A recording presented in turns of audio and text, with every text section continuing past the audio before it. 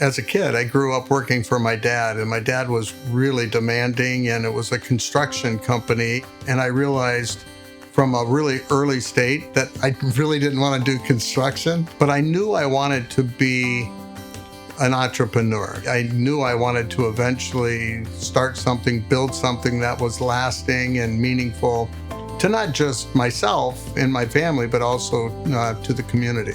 And I've been in the RV industry for 42-ish years. I think back then, Coachmen was part of a Fortune 500 company. I learned a ton from the organization. Then an opportunity came to go to another RV company that was much more entrepreneurial. I learned a vast amount from that company, and I knew there was another way to build a company.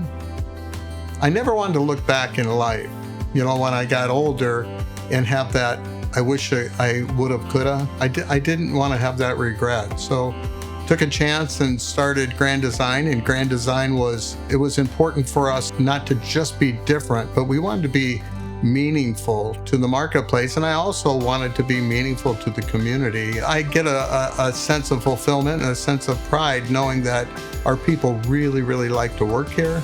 And the culture is centered around people. I think very highly of Don because he has a very optimistic perspective on issues and life. He's one of those people that I just find great joy being with.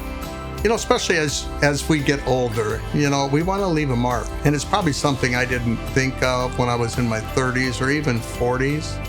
I feel you have a responsibility to help them grow as well, and maybe give people an opportunity that you didn't have. Money will follow, but you do it with people and through people, right?